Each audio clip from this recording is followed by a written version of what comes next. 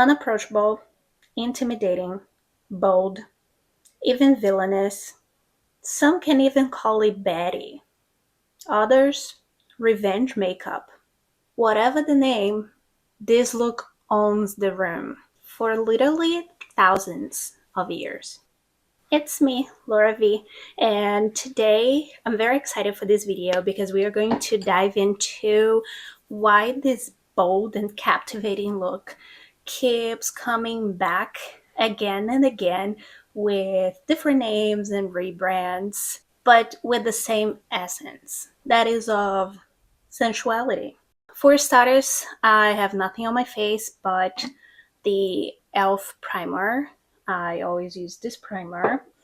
And then now I'm going to mix up a little bit.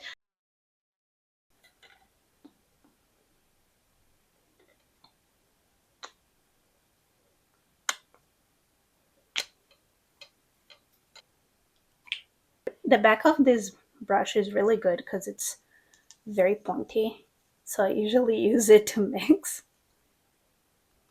The first recorded use of cosmetics dates back to the first Egyptian dynasty around 3000 BC, as in before Christ. That is 5,000 years ago. My mind cannot comprehend what that would have looked like in actuality. I can read about it, sure, but I cannot fully understand this scenario, if that makes sense to you guys. Regardless of that, back then both men and women decorated their eyes as a way to separate the upper class from the lower class. So it was a social status indicator. This is when the black coal became popular as an eyeliner. Just a pause on the story time. I recently bought the one size concealer and I am in love. So we are going to apply that just a little bit on my under eye because I have serious eye bags. There are even documentations of finds of some individuals using green pigments to color the lower lids, which I did not know prior to researching for this video. I thought that was very interesting. I only knew about the black eyeliner because I think everyone has heard of Cleopatra and her iconic almond-shaped eyes, which were enhanced by the kohl. Her liners were depicted in sculptures and statues, letting us know how she preferred to highlight her eyes. I think everyone has tried to emulate Cleopatra when playing with eyeliner at least once in their lives. Let's be honest here. Speaking of Cleopatra, Romans continued the tradition of darkening their eyelids with kohl, following the Egyptians' example. Not to get too deep into history, but this is around the time when the Roman Empire and ancient Egypt overlapped. In addition to the eyeliner, Romans introduced the use of chalk to their faces to achieve a pale complexion. It also has something to do with trying to differentiate themselves from the lower class, those people that worked a lot, had sun exposure, and tanned their skins. I never truly thought about why the movies had the Romans looking almost like clowns with a powdered face, red circles on their cheeks, and the lined eyes, but I guess it was the trending look back then, truly. And again, something to tell the social statuses apart. I have this LA Colors Nude palette, and I think it's the perfect one for today. So this is what I'm gonna use right here. The obsession with having pale skin persisted for centuries. It became a symbol of wealth during the Middle Ages, signifying that one didn't do manual labor outdoors and thus remained pale. Queen Elizabeth I famously applied white face paint to hide facial scars that contained lead and vinegar. The prolonged exposure and use of lead based makeup can cause hair loss, skin deterioration, and even death. Can you imagine applying something to hide scars for years and only making things worse?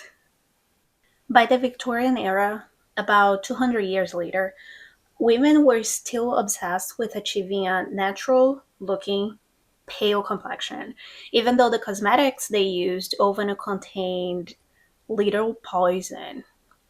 Science was still in its early stages. Makeup was available at your local apothecary shop, and women were applying mercury and belladonna directly to their skin.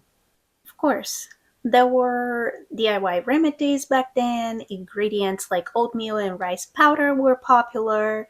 And let's be honest, they're kind of coming back. Let's not forget the old trick of rubbing red beet juice to your cheeks to make them flush and blush.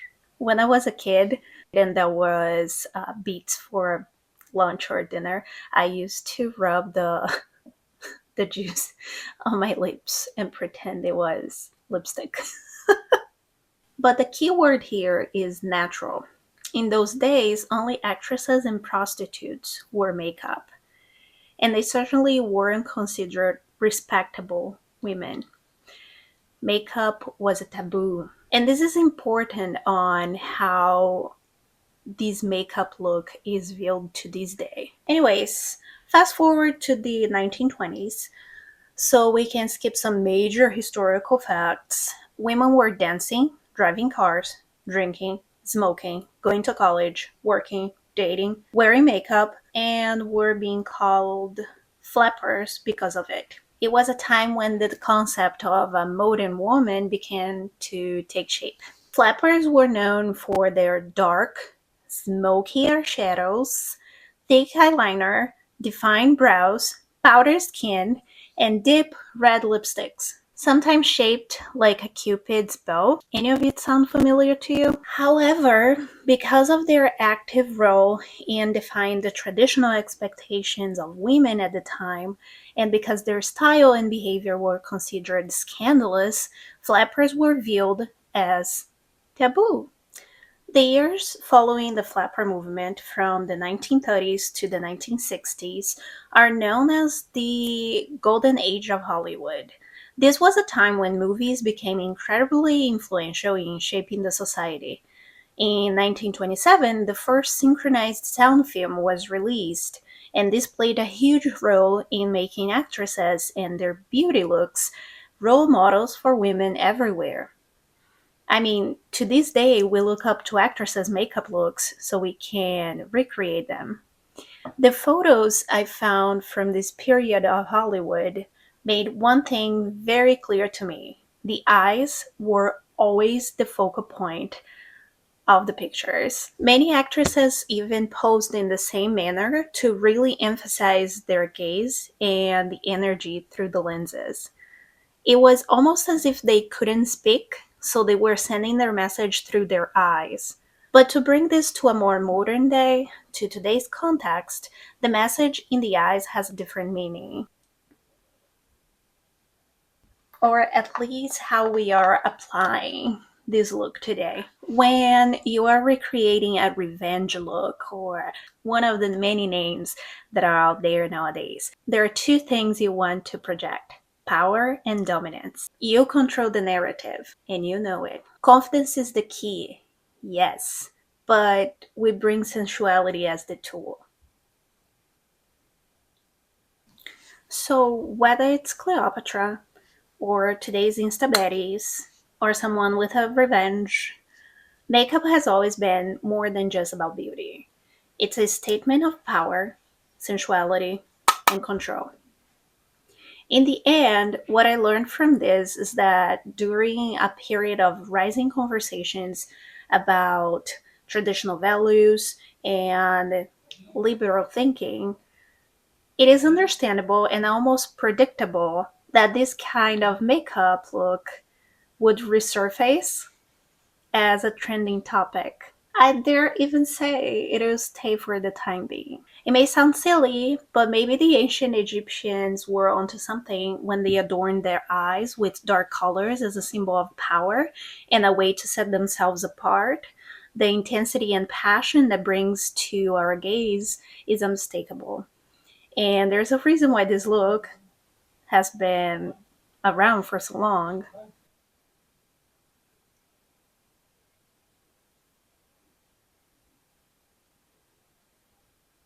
But what do you guys think? Do you think this look will stick around for another thousands of years? Let me know in the comments. And if you ever done this before, tell me which one. Tell me if it was the unrecognizable look, the revenge look, the Insta Betty, the slapper look. Tell me which one in the comments. I want to know uh, which version of it caught your eye that made you try it. And please don't forget to like, subscribe, even hit the bell button. Why not?